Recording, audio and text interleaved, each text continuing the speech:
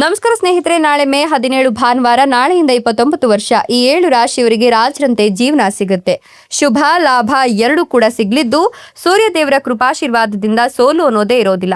ಹಾಗಾದ್ರೆ ಆ ಅದೃಷ್ಟವಂತ ರಾಶಿಗಳು ಯಾವುವು, ಅವುಗಳಿಗೇನೆಲ್ಲ ಲಾಭ ಸಿಗುತ್ತೆ ನೋಡೋಣ. ಅದಕ್ಕಿಂತ ಮೊದಲು ಸೂರ್ಯದೇವನಿಗೆ ಭಕ್ತಿಯಿಂದ ಲೈಕ್ ಕೊಟ್ಟು ಪ್ರತಿದಿನ ದಿನ ಭವಿಷ್ಯ ತಿಳಿಯಲು ನಮ್ಮ ಚಾನೆಲ್ ಅನ್ನ ಸಬ್ಸ್ಕ್ರೈಬ್ ಮಾಡಿ. ಹಾಗೆ ಬೇಗನೆ ನಮ್ಮ ವಿಡಿಯೋದ ನೋಟಿಫಿಕೇಶನ್ ಪಡೆಯಲು ಬೆಲ್ ಬಟನ್ ಕ್ಲಿಕ್ ಮಾಡಿ ಆಲ್ ಅಂತ ಕ್ಲಿಕ್ ಮಾಡ್ಕೊಳ್ಳಿ. ಇನ್ನು ನಿಮ್ಮ ಜೀವನದ ಸಕಲ ಸಮಸ್ಯೆಗಳ ಸತಿಪತಿ ಕಲಹ, ಪ್ರೀತಿಯಲ್ಲಿ ಮೋಸ, ಭೂಮಿ ವಿಚಾರ, ಕೋರ್ಟ್ ಕೇಸ್, ವ್ಯಾಪಾರ, ಹಣಕಾಸಿನ ತೊಂದರೆ, ಸಾಲಬಾಧೆ, ಸ್ತ್ರೀಯರ ಗುಪ್ತ ಸಮಸ್ಯೆ, ಹೀಗೆ ಹಲವಾರು ಸಮಸ್ಯೆಗಳಿಗೆ ಶಾಶ್ವತ ಪರಿಹಾರ ಮಾಡಿಕೊಡ್ತಾರೆ. ಡಿಸ್ಪ್ಲೇ ಮೇಲೆ ಕಾಣ್ತಕ್ಕಂಥ ಗುರುಜಿ ನಂಬರ್ಗೆ ಒಮ್ಮೆ ಕರೆ ಮಾಡಿ ನೋಡಿ. ಹೌದು, ನಾಳಿನ ಮೇ 17 ಭಾನುವಾರದಿಂದ ಮುಂದಿನ 29 ವರ್ಷ ಈ 7 ರಾಶಿಯವರಿಗೆ ರಾಜರಂತೆ ಜೀವನ ಸಿಗೋದ್ರ ಜೊತೆಗೆ ಶುಭ ಲಾಭ ಎರಡೂ ಕೂಡ ಇರಲಿದೆ. ಸೂರ್ಯದೇವರ ಕೃಪಾಶೀರ್ವಾದ ಇರೋದ್ರಿಂದ ಸೋಲು ಅನ್ನೋದೇ ಇರೋದಿಲ್ಲ ಅಂತ ಹೇಳಬಹುದು.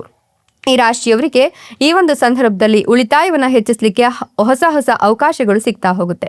ಸಕಾರಾತ್ಮಕ ಬದಲಾವಣೆಗಳು ನಿಮಗೆ ದೀರ್ಘಾವಧಿಯ ಗುರಿಗಳನ್ನು ಪೂರೈಸಲಿಕ್ಕೆ ಸಹಾಯ ಮಾಡೋದ್ರ ಜೊತೆಗೆ ನಿಮ್ಮ ಅದೃಷ್ಟ ಮತ್ತೆ ಆದಾಯವನ್ನು ಸುಧಾರಿಸುವ ಸಮಯ ಇದು ಅಂತ ಹೇಳಬಹುದು. ವಿಶೇಷವಾಗಿ ಕೆಲಸ ಮಾಡ್ತಿರೋರಿಗೆ ಹೊಸ ಅವಕಾಶಗಳು ಸಿಗ್ತಾ ಹೋಗುತ್ತೆ. ಈ ಸಮಯದಲ್ಲಿ ನಿಮ್ಮ ವೃತ್ತಿ ಜೀವನದ ಸವಾಲುಗಳು ಕಡಿಮೆ ಆಗುತ್ತೆ. ಬೆಳವಣಿಗೆ ಮತ್ತು ಸಾಧನೆಗೆ ಹೊಸ ಅವಕಾಶಗಳು ಉದ್ಭವಿಸುತ್ತೆ. ಆರೋಗ್ಯ ಕೂಡ ಉತ್ತಮವಾಗಿರುತ್ತೆ. ಇನ್ನು ವೈಯಕ್ತಿಕ ಮತ್ತೆ ವೃತ್ತಿಪರ ಜೀವನದಲ್ಲಿ ಉತ್ತಮವಾಗಿ ಕಾರ್ಯನಿರ್ವಹಿಸಲು ನಿಮಗೆ ಈ ಒಂದು ಸಂದರ್ಭದಲ್ಲಿ ಅವಕಾಶಗಳು ಸಿಗೋದ್ರ ಜೊತೆಗೆ ದೇಶೀಯ ಮತ್ತು ಅಂತಾರಾಷ್ಟ್ರೀಯ ಪ್ರಯಾಣಕ್ಕೆ ಅವಕಾಶಗಳು ಕೂಡ ಸಿಗುತ್ತೆ. ಒಟ್ಟಾರೆಯಾಗಿ ಹೇಳಬೇಕು ಅಂತಂದ್ರೆ ಹೊಸ ಆರಂಭಗಳನ್ನ ಸ್ವಾಗತಿಸಲು ಮತ್ತು ಸಕಾರಾತ್ಮಕ ಅವಕಾಶಗಳ ಲಾಭವನ್ನ ಪಡಿಲಿಕ್ಕೆ ಈ ಸಮಯ ಬಹಳಷ್ಟು ಅನುಕೂಲಕರವಾಗಿದೆ ಅಂತಲೇ ಹೇಳಬಹುದು. ಇನ್ನು ನಿಮ್ಮ ಜೀವನದಲ್ಲಿ ಅಥವಾ ಉದ್ಯೋಗ ಕ್ಷೇತ್ರದಲ್ಲಿ ನೀವು ಸಾಕಷ್ಟು ಪ್ರತಿಸ್ಪರ್ಧಿಗಳ ವಿರುದ್ಧ ಜಾಗರೂಕರಾಗಿರ್ಬೇಕಾಗತ್ತೆ. ಅವರು ನಿಮ್ಮ ಯೋಜನೆಗಳಿಗೆ ಅಡ್ಡಿ ತರಲಿಕ್ಕೆ ಪ್ರಯತ್ನವನ್ನ ಮಾಡ್ತಿರ್ತಾರೆ.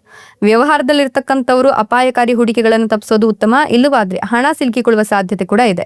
ಭೂಮಿ, ಮನೆ ಅಥವಾ ಪೂರ್ವಜರ ಆಸ್ತಿಗೆ ಸಂಬಂಧಿಸಿದ ವಿಚಾರಗಳು ಕುಟುಂಬದಲ್ಲಿ ಭಿನ್ನಾಭಿಪ್ರಾಯಗಳಿಗೆ ಕಾರಣವಾಗಬಹುದು. ಇದರಿಂದ ಮನಸ್ಸಿನಲ್ಲಿ ಒತ್ತಡ ಹೆಚ್ಚಾಗಿ ಕೆಲಸದ ಮೇಲೂ ಕೂಡ ಪರಿಣಾಮ ಬೀರುವ ಸಾಧ್ಯತೆ ಕೂಡ ಇದೆ. ಕುಟುಂಬ ಸಮಸ್ಯೆಗಳ ಕಾರಣದಿಂದಾಗಿ ವೃತ್ತಿ ಅಥವಾ ವ್ಯವಹಾರದಲ್ಲಿ ಪೂರ್ಣ ಗಮನ ಹರಿಸಲು ಕಷ್ಟವಾಗಬಹುದು. ಇದರಿಂದ ನಿರಾಸೆ ಅಥವಾ ಉತ್ಸಾಹದ ಕೊರತೆ ಕೂಡ ಉಂಟಾಗಬಹುದು. ಇನ್ನು ನೀವು ಕಾನೂನು ಸಂಬಂಧಿತ ಕೆಲಸಗಳನ್ನ ಸಮಯಕ್ಕೆ ಸರಿಯಾಗಿ ಪೂರ್ಣಗೊಳಿಸಿದ್ರೆ ತುಂಬಾ ಒಳಿತಾಗುತ್ತೆ. ಇಲ್ಲಾಂದ್ರೆ ಒಂದಷ್ಟು ಸಮಸ್ಯೆಗಳಿಗೆ ಗುರಿ ಆಗ್ತೀರಾ. ಈ ಒಂದು ಸಂದರ್ಭದಲ್ಲಿ ನೀವು ಮಾತುಕತೆಯ ಮೂಲಕ ಸಮಸ್ಯೆಗಳನ್ನ ಪರಿಹರಿಸಿಕೊಳ್ಳಕ್ಕೆ ಪ್ರಯತ್ನವನ್ನ ಮಾಡಬೇಕಾಗತ್ತೆ. ಮಕ್ಕಳಿಂದ ನಿರೀಕ್ಷಿಸಿದ ಸಹಕಾರ ಅಥವಾ ಸಂತೋಷ ಸಿಗದೆ ಇರಬಹುದು. ಜೊತೆಗೆ ದಾಂಪತ್ಯ ಜೀವನದಲ್ಲೂ ಸಣ್ಣ ಮಟ್ಟಿನ ಅಸಾಮರಸ್ಯ ಕಂಡು ಬರುವ ಸಾಧ್ಯತೆ ಕೂಡ ಇದೆ. ಇನ್ನು ಕೆಲವು ಸಣ್ಣ ಚಿಂತೆಗಳು ಕಾಡಿದ್ರೂ ಕೂಡ ನಿಮ್ಮ ವಿವೇಕ ಮತ್ತು ಆಪ್ತ ಸ್ನೇಹಿತರ ಸಹಕಾರದಿಂದ ಅವುಗಳಿಗೆ ಪರಿಹಾರ ಕಂಡುಕೊಳ್ಳಲು ಸಾಧ್ಯವಾಗುತ್ತೆ.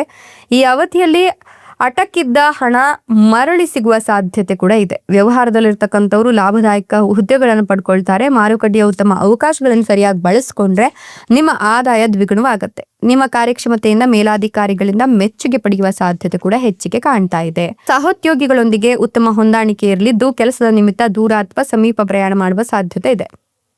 ಇಷ್ಟೆಲ್ಲ ಲಾಭ ಮತ್ತು ಅದೃಷ್ಟ ಪಡಿತಿರ್ತಕ್ಕಂಥ ಅದೃಷ್ಟವಂತ ರಾಶಿಗಳು ಯಾವುವು ಅಂತಂದ್ರೆ ತುಲಾ ರಾಶಿ, ಕನ್ಯಾ ರಾಶಿ, ವೃಶ್ಚಿಕ ರಾಶಿ, ಧನುರ್ ರಾಶಿ, ಮೇಷ ರಾಶಿ, ಕುಂಭ ರಾಶಿ, ಮಿಥುನ ರಾಶಿ. ಇವುಗಳಲ್ಲಿ ನಿಮ್ಮ ರಾಶಿ ಇದ್ದರೂ ಇಲ್ಲದಿದ್ದರೂ ಭಕ್ತಿಯಿಂದ ಓಂ ನಮೋ ಸೂರ್ಯ ನಾರಾಯಣಾಯ ಅಂತ ಕಮೆಂಟ್ ಮಾಡಿ. ಧನ್ಯವಾದಗಳು.